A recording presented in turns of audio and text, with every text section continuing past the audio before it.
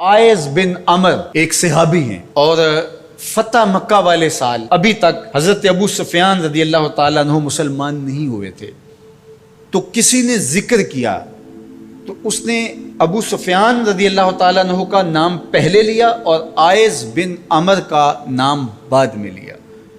तो मेरे और आपके आका व मौला नाराज हो गए और फरमाया ऐसा नहीं करोगे, तुम सरदार हैं कौम के अबू सुफियान और ये आयस एक सादा मुसलमान हैं, लेकिन चूंकि ये मुसलमान हैं लिहाजा नाम लेते हुए तुम पहले इसका नाम लो। इकबाल कहता है कि कतराए आबे वुजूए कंबरे खूब तर अज खूने नाबे कैसरे, कि हजरत अली रदी अल्लाह ताला अन्हु के दर का गुलाम कंबर रदी अल्लाह ताला अन्हु जब वुजू करते हैं और उनके वुजू के पानी से जो कतरे गिरते हैं वो उस दौर की सुपर ताकत सल्तनत रूम का शहनशाह कैसर, कहा कैसर के खून से वो कतराए वुजू ज्यादा कीमती है जो मोहम्मद अरबी के गुलाम के बदन को छू के गुजरता है। तो इस्लाम की एक अपनी अनोखी शान है, इस्लाम का एक अपना मिजाज है।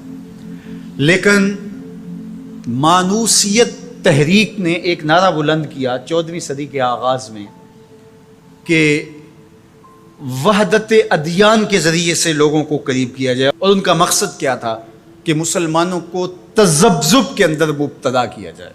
उनको कहा जाए कि देखो सारे दीन के मानने वाले लोग हैं, सबको हक है, अमल करें, कोई हरज नहीं है, और एक दूसरे के करीब हों, एक दूसरे के पास आना जाना रखें। इस तरह के कुछ नारे तराश के जो है वो एक फ़िक्र उन्होंने देना चाहिए।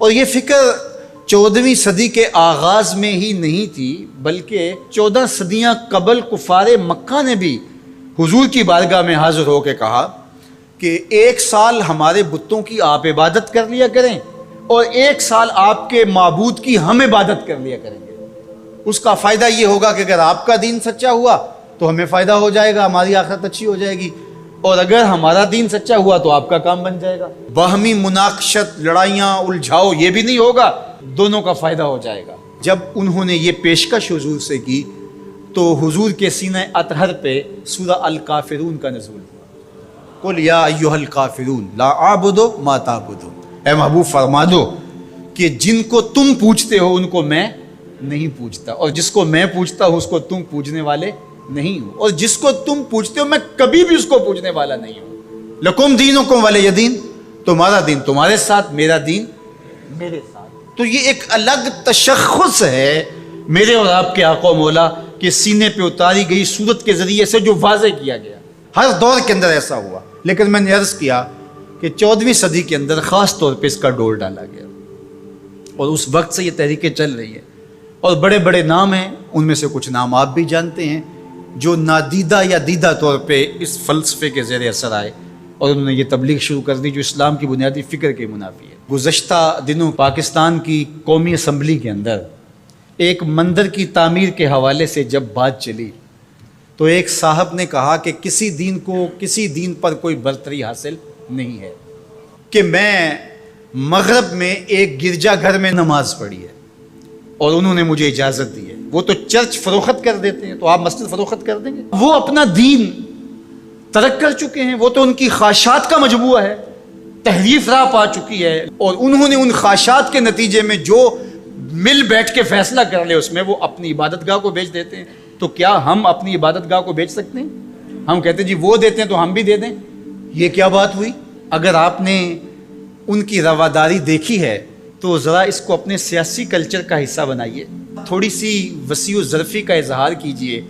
मुस्लिम लीग के दफ्तर जो हैं वो तहरीक इंसाफ के लिए खोल दीजिए कि आप यहाँ इजलास कर सकते हैं, और तहरीक इंसाफ से कहिएगा कि वो पीपल्स पार्टी के लिए, उनको कहिएगा कि आप नून लीग के लिए अपने दफ्तर खोल दीजिए। वहदत दियान तो बाद में होगी, वहदत सियासत तो होले पहले। तुम सारे मुसलमान हो, एक मुल्क के रहने वाले हो, तो पता चले जी ये बड़े वसीउ ज़रफ़ हैं। वहां तुम अपने लीडर के लिए मर जाते हो, और इस्लाम कोई यतीम मजहब है? ये मोहम्मद अरबी का लाया हुआ दीन है। तुम अपने सियासी मफादात पे कोई कंप्रोमाइज नहीं करते हो। ये क्या तुम्हारा फलसफा कि उन्होंने अपने चर्च में इजाजत दे दी तो हम भी देंगे? मियाँ उनकी गैरत اجازت دیتی ہے، ان کا دین جو خود ساختہ ہے، اور حضرت عیسیٰ کو چھوڑ کے جو انہوں نے اختیار کیا ہے ان کی تربیت ان کے نفس نے کی ہے، اور ہماری مسجد کے حوالے سے تربیت محمد عربی نے کی ہے۔ ہمیں تو یہ بتایا گیا سامان مسجد نہ برائے سوختن نہ برائے فروختن، مسجد تو مسجد رہی، مسجد کے اندر جو ٹوٹی ہوئی چٹائی ہے آپ اس کو بھی نہیں بیچ سکتے۔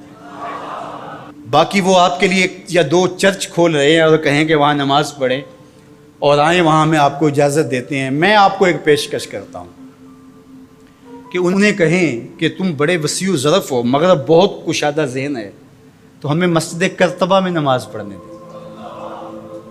مسجد کرتبہ میں جو مسلمانوں کی بنائی ہوئی ہے، 10 مربع کلومیٹر پر پھیلی ہوئی وہ مسجد، اس کے باغات، اس کے احاطے، اس کے متعلقات اگر شامل کریں، حمام شامل کریں تو 10 مربع کلومیٹر پر وہ مسجد تھی، اور 1400 ستونوں پر پھیلی ہوئی مسجد کا حال۔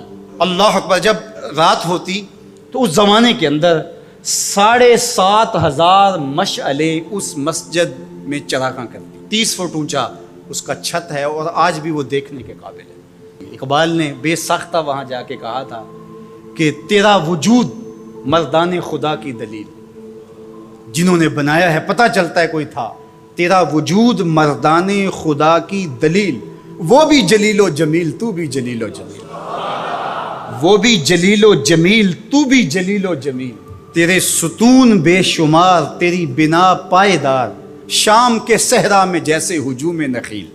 تو وہ مسلمانوں نے بنائی ہوئی، 800 سال مسلمانوں نے اندلس میں حکمرانی کی، اب وہ مسجد مسلمانوں کی تعمیر کرتا وہاں موجود ہے اور گرجا گھر میں تبدیل کر دی گئی ہے۔ 2008 میں مقامی مسلمانوں نے پوپ کو درخواست دی کہ جس رواداری کی، مذہبی رواداری کی آپ بات کرتے ہیں، اس رواداری کو قائم کرنے کے لیے ایسا کیا جائے کہ ہمیں بھی اس مسجد میں نماز پڑھنے کی اجازت دی جائے۔ یہاں گرجا گھر ہے، تصویریں لگی ہوئی ہیں، اور وہ آ کے عبادت کرتے ہیں عیسائی، تو ہم بھی ایک گوشے میں عبادت کر لیا کریں۔ مغرب جس رواداری کا پرچار کرتا ہے اس کا عملی ظہور ہو جائے، لیکن پذیرائی نہیں بخشی گئی۔ کہاں گئے وسیع و ظرف؟ تم کہتے ہو گرجوں میں نماز پڑھنے دیتے ہیں، تو وہاں 2 رکعت پڑھ کے دیکھا۔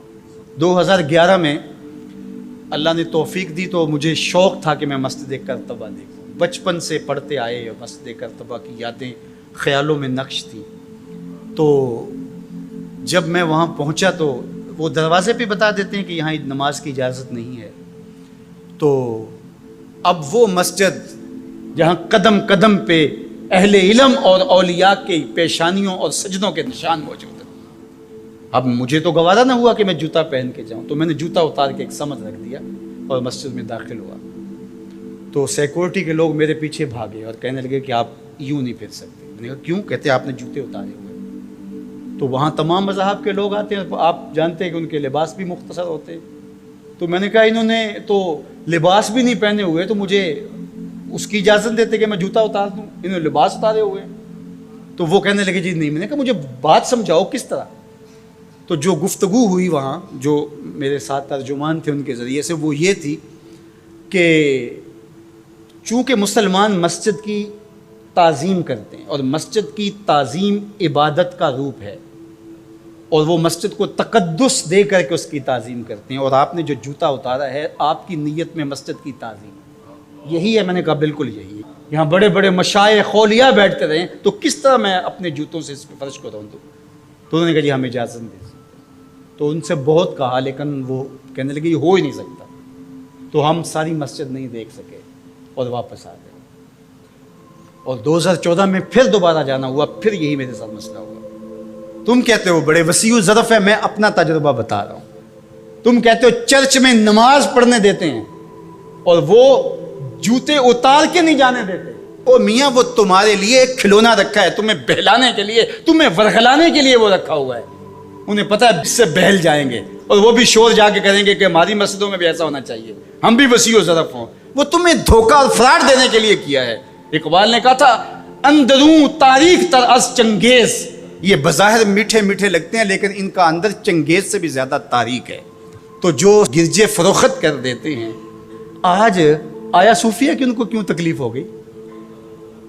اور وہ سلطان محمد الفاتح نے خریدی ہوئی ہے، اور آج آیا صوفیہ سجدوں سے آباد ہو رہی ہے۔ آج وہ مسجد اذانوں سے پرنور ہو رہی ہے اور ماحول کے اندر وہ عجیب خوشیاں پھیل رہی ہیں۔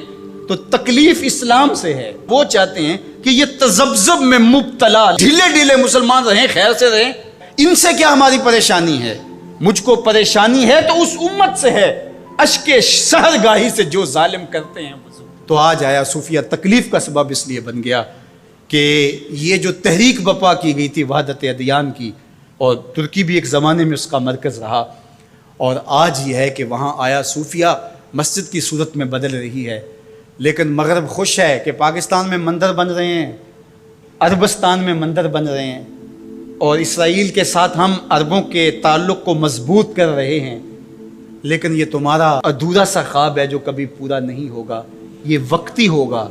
انشاءاللہ وہ وقت دوبارہ آنے والا ہے کہ پوری کائنات پہ جھنڈا میرے حضور کا ہی ہوگا۔ ملیں گے سینہ چاکانے چمن سے سینہ چاک، بزم گل کی ہم نفس باد صبا ہو جائے گی، شبنم افشانی پیدا کرے گی میری سوز و ساز، اس چمن کی ہر کلی درداش نہ ہو جائے گی، آسمان سحر کے نور سے ہوگا آئینہ پوش، ظلمت رات کی سیما پا ہو جائے گی، شب گریز